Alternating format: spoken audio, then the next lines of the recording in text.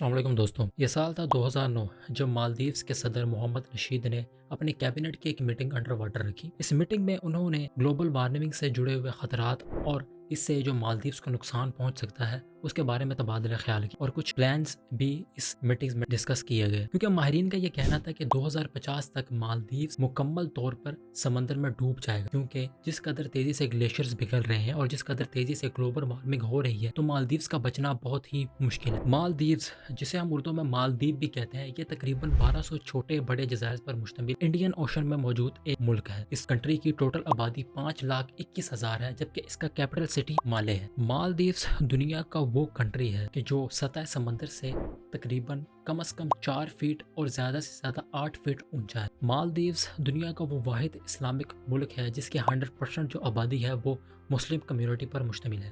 پہلے یہ لوگ بدھزم کو ریچ کرتے تھے، اس کی تعلیمات پر عمل کرتے تھے، لیکن 2008 کے بعد اسے مکمل طور پر ایک اسلامک اسٹیٹ ڈکلیئر کر دیا گیا، کیونکہ وہاں پر ماننے والے رہنے والے جتنے بھی لوگ تھے وہ سب کے سب اسلام کو فالو کرتے تھے۔ اکانومی کی اگر بات کی جائے تو مالدیپ کا زیادہ ریونیو جو ہے وہ ٹورزم سے آتا ہے، کیونکہ ہر سال لاکھوں لوگ مالدیوز میں اپنی ہالیڈیز کو انجوائے کرنے آتے ہیں، کیونکہ یہاں پر ان کو سستے ہوٹلز افورڈیبل پرائسز پر مل جاتے ہیں، جگہ بھی کافی خوبصورت ہے، گھومنے پھرنے کے لیے بیچز بہت زیادہ ہیں اور ایک اچھے طریقے سے وہ اپنی چھٹیاں یہاں پر گزار سکتے ہیں۔ ویڈیو کے سٹارٹنگ میں نے آپ کو بتایا تھا کہ مالدیوز کے صدر محمد نشید نے انڈر واٹر ایک کیبنٹ میٹنگ رکھی تھی۔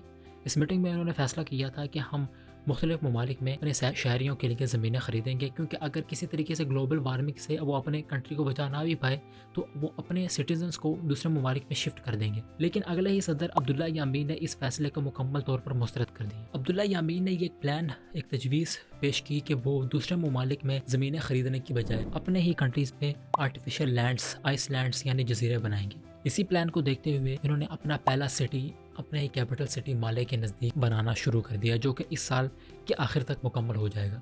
اس سٹی میں ٹوٹل 1,30,000 کے قریب لوگ جو ہے وہ رہائش اختیار کر سکیں گے، جبکہ اس سٹی کو سٹی آف ہوپ یعنی امیدوں کا شہر کہا گیا ہے۔ اس پلان میں کہا گیا تھا کہ اس سٹی کی دیواریں 8 فٹ اونچی رکھی جائیں گی، تاکہ اگر گلوبل وارمنگ کی وجہ سے سمندر کا پانی اوپر آتا بھی ہے تو وہ اس سٹی میں داخل نہیں ہو سکے گا۔ اسی طرح کے 8 شہر دوسرے اور آباد کرنے کا پلان تیار کیا گیا ہے۔ اسی پلان کو فائنانس کرنے کے لیے مالدیوز کی گورنمنٹ نے اپنے کنٹری کا ایک حصہ جو ہے وہ سعودی عرب کو بیچ دیا ہے۔ یہاں پر یہ بات بھی یاد رکھنے کی ہے کہ مالدیوز جیسی کنٹری میں کئی عرصے سے انڈیا بھی اپنے رولز اور ریگولیشنز چلا رہی ہے اور وہاں پر کافی زیادہ انڈین سولجرز بھی موجود ہیں، لیکن اب پچھلے کچھ عرصے میں مالدیوز کے آفیشلز نے انڈیا کو کہا ہے کہ وہ اپنے سولجرز کو لے کر اس ملک سے چلا جائے، اور انڈیا نے بھی اس چیز کو انشور کیا ہے کہ وہ جتنا جلدی ہو سکے اپنے سولجرز کو یہاں سے نکال لے گا۔ آپ لوگ کیا سوچتے ہیں؟